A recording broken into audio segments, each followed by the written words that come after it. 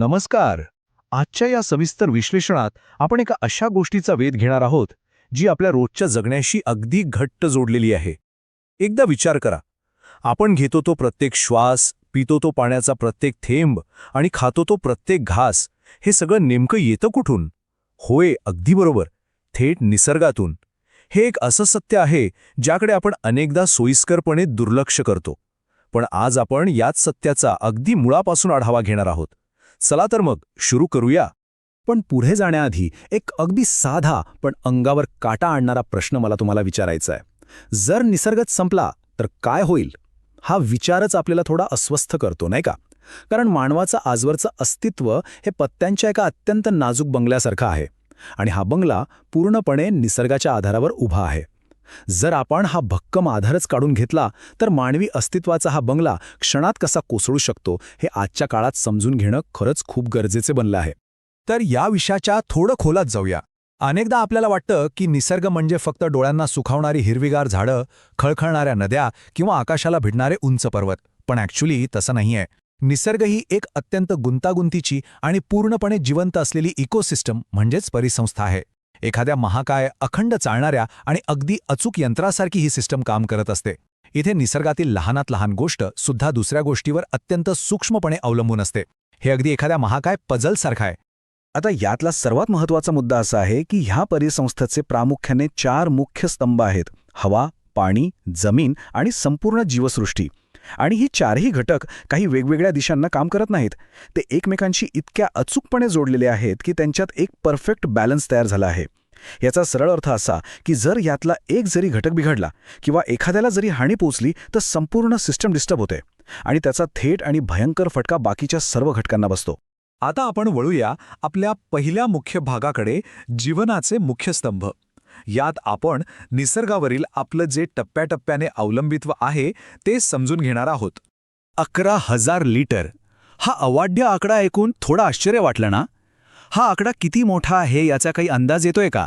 ही हवेची ती अचूक मात्रा आहे जी एक माणूस एका दिवसात श्वासावाटे आपल्या शरीरात घेतो. म्हणजे बघा, आपल्या नकळत आपण रोज उठल्यापासून झोपेपर्यंत इतक्या प्रचंड प्रमाणावर निसर्गातील या शुद्ध हवेचा अखंड वापर करत असतो. आता इथे एक मोठा विरोधाभास बघा. एका बाजूला आपल्याला रोज 11,000 लिटर एवढी प्रचंड हवा लागते आणि दुसऱ्या बाजूला आपलं शरीर फिजिकली किती नाजूक आहे ते पहा. जर ऑक्सिजनचा पुरवठा अचानक थांबला तर मानवी जीवन अवघ्या 3 मिनिटात संपुष्टात येतं. फक्त विचार करा, 3 मिनिटांच्या आत आपलं संपूर्ण अस्तित्व मातीत मिसळू शकतं. हाच तो विरोधाभास आहे जो आपल्याला दाखवून देतो की आपण हवेवर किती प्रचंड आणि थेट अवलंबून आहोत. आणि हेच वास्तव अतिशय उत्तम प्रकारे स्पष्ट करतं की आपल्या सभोवताली असलेली झाडं किती मोठी भूमिका बजावतात. 100 किलो एक साधं झाड वर्षभरात सुमारे 100 किलो कार्बन डायऑक्साईड वातावरणातून शोषून घेतं. म्हणजेच काय, तर पृथ्वीवरील प्रत्येक झाड एक अत्यंत महत्त्वाची आणि नैसर्गिक ऑक्सिजन फॅक्टरी म्हणून काम करत असते. ही फॅक्टरी सतत हवा शुद्ध ठेवते आणि आपल्याला जगण्यासाठी तो अत्यंत आवश्यक असलेला ऑक्सिजन अगदी विनामूल्य पुरवत असते. हवेनंतर आता आपण पाण्याकडे येऊया. आपल्याला शाळेपासून नेहमी शिकवलं जातं की पृथ्वीचा 71% भाग हा पाण्याने व्यापलेला आहे. पण यातलं एक अत्यंत धक्कादायक वास्तव असं आहे की या महाकाय जलसाठ्यापैकी तब्बल 97.5% पाणी हे खारे किंवा पिण्यायोग्य नाही आहे. पृथ्वीवरील संपूर्ण जीवसृष्टी टिकवून ठेवण्यासाठी आपल्याकडे फक्त तो 2.5% पिण्यायोग्य पाण्याचा अत्यंत लहान हिस्सा उपलब्ध आहे. आणि हीच ती अत्यंत मौल्यवान पुंजी आहे ज्यावर आपलं मरण आणि जगणं ठरतं. जागतिक स्तरावरील पाण्याचे हे अत्यंत नाजूक गणित थेट आपल्या शरीराच्या बायोलॉजिकल रचनेशी कसं जोडलेलं आहे हे पहा. मानव शरीर हे मुळात 60% पाण्याने बनलेलं आहे. आणि जसं ऑक्सिजनशिवाय आपण 3 मिनिटे काढू शकत नाही, तसं पाण्याविना आपलं अस्तित्व केवळ 3 दिवसांपुरतंच मर्यादित असतं. यावरून एक गोष्ट अगदी क्लिअर होते, ती म्हणजे एक निरोगी पृथ्वी आणि मानवाचं मूलभूत जगणं यांच्यात किती जलद आणि थेट संबंध आहे. चला तर मग आता थोडं पुढे जाऊया आणि पाहूया की हे सर्व कसं जोडलं जाते. हवा आणि पाण्यानंतर येतो तो अन्नाचा प्रश्न, जो मानवी अस्तित्वाचा तिसरा मोठा पाया आहे. आपण जे काही अन्न खातो त्याची शेती करण्यासाठी हा अत्यंत साधा पण तितकाच महत्त्वाचा नैसर्गिक फॉर्म्युला निसर्गाने दिलेला आहे. माती, पाणी आणि सूर्यप्रकाश याच नैसर्गिक घटकांच्या साध्या मिश्रणावर जगातील संपूर्ण अन्नपुरवठा आणि शेती व्यवस्था पूर्णपणे अवलंबून आहे.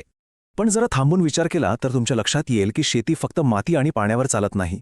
एक अतिशय आश्चर्यकारक फॅक्ट अशी आहे की मधमाशा आणि इतर कीटकांद्वारे होणाऱ्या परागीभवनाच्या म्हणजेच पॉलिनेशनच्या नैसर्गिक प्रक्रियेवर आपली शेती तब्बल 70% अवलंबून आहे. जर या मधमाशा अचानक नष्ट झाल्या आणि पॉलिनेशनची ही नैसर्गिक साखळी तुटली तर जगातील 70% पिके पूर्णपणे आणि कायमची नष्ट होतील. इमॅजिन करा, अन्नाचं केवढं मोठं आणि अभूतपूर्व संकट उभं राहील. हे सगळं टिकवण्यासाठी जंगलांची भूमिका सर्वात मोठी आहे. ही जंगले खऱ्या अर्थाने पृथ्वीची फुफ्फुसे आहेत, जी जागतिक हवामानावर नियंत्रण ठेवतात. मोठ्या आणि जागतिक स्तरावर ॲमेझॉनचं जंगल हे याचं सर्वात उत्तम उदाहरण आहे. तर अगदी आपल्या जवळचं आणि स्थानिक पातळीवरील उदाहरण द्यायचं झालं तर भारतातील आपला पश्चिम घाट, जे एक अत्यंत महत्त्वाचं बायोडायव्हर्सिटी म्हणजेच जैवविविधतेचं केंद्र आहे. याच महाकाय जंगलांमुळे तापमानाचा समतोल राखला जातो आणि पावसाचं चक्र नियमित राहतं. आता वळूया दुसऱ्या मुख्य भागाकडे, निसर्गाचे अमूल्य फायदे, एक अदृश्य ढाल. इथे आपण निसर्ग आपल्याला कसे इतर महत्त्वपूर्ण फायदे देतो ते पाहणार आहोत. तर यातला सर्वात महत्त्वाचा मुद्दा हा आहे की निसर्ग केवळ एकच काम करत नाही, ती एक प्रकारची all in one support system आहे. हे आपलं मुख्य आधारस्तंभ आहे, जे आपल्याला हवा, पाणी आणि अन्न देतं.